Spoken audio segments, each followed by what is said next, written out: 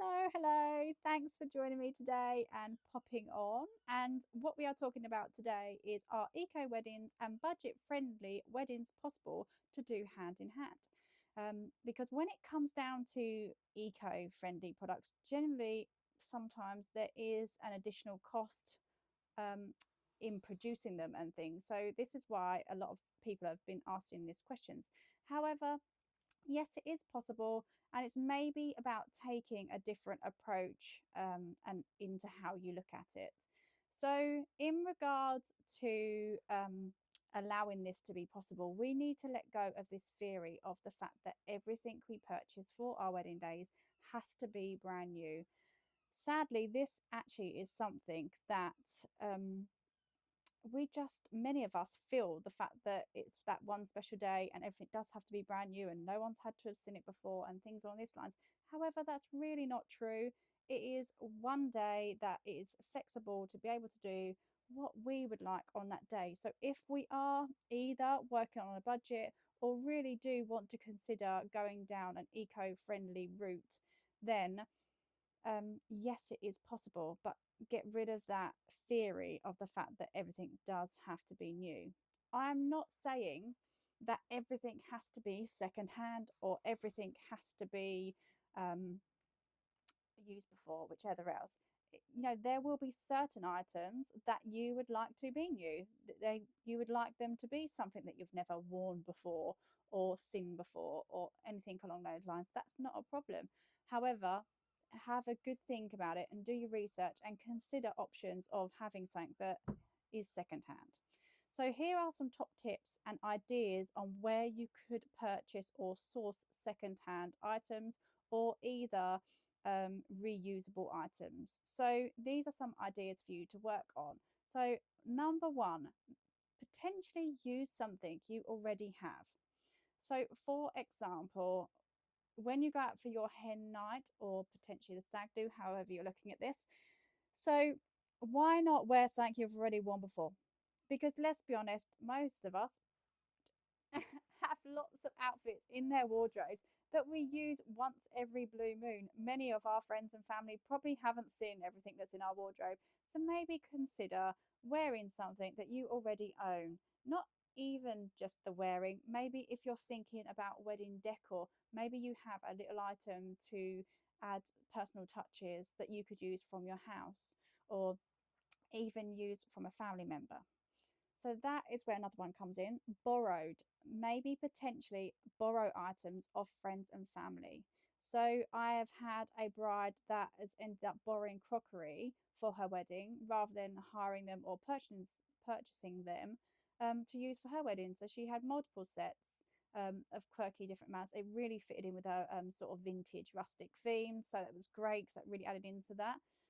So there's another option there as well. I've also had a rustic boohoo themed wedding where for the aisle to walk up, it was an outdoor wedding.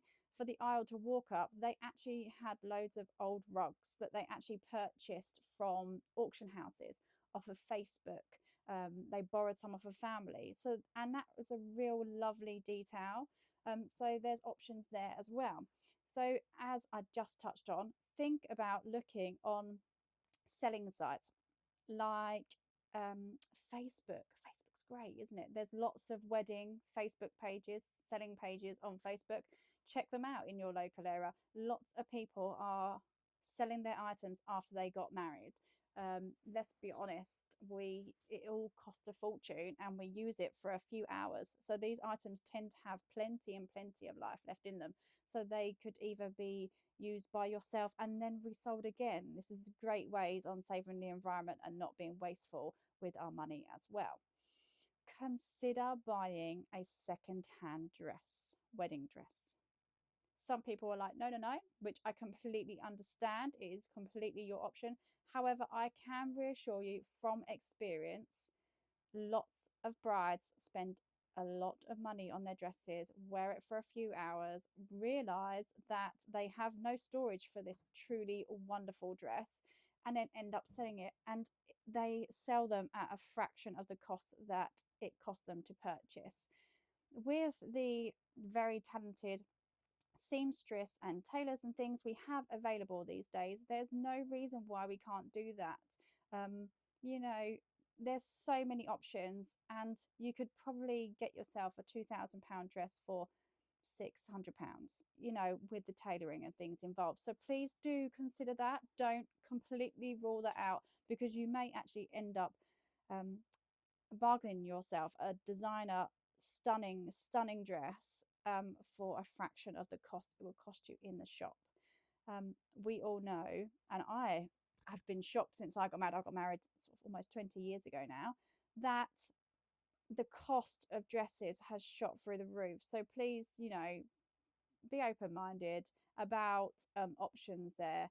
Um, and have a look. What's the harm in having a look? You can have a try, have a look, see designs that you like. That doesn't mean you can't go dress shopping, because let's be honest, it's going to be really helpful if you can go dress shopping and try on dresses to see the style and things that suit you. But yeah, just do bear it in mind, there are so many options. There's also wedding shops that sell second-hand dresses, or even dresses that have been tried on. So there's another option there as well. Okay. And how about renting? So, for those of you that know me well enough, I do own a marquee and party hire company. Renting definitely is a massive and beneficial option for brides and grooms for their parties, particularly with them real larger decor items that you wanted, like blossom trees and sequin walls and flower decorations and things like that. If you are wanting them types of items, consider looking around locally for an event and party hire company that could provide them for you. And not only that, that also comes away from the stress of having to worry about setup times and things as well. Okay, and consider your wastage.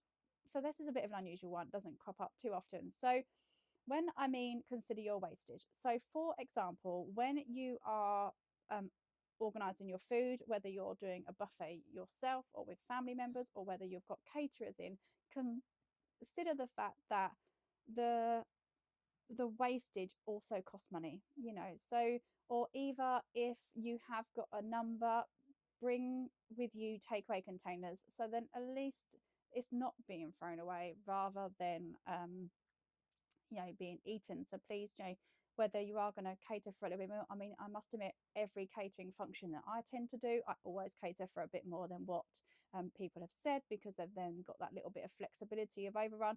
But in many occasions, people don't turn up, so you end up with a bit more anyway. So just bear that in mind, that if you are going to cater for them additional numbers, then maybe have takeaway containers and things for you. Another thing to think about in regards to wastage is if you are running your own bar.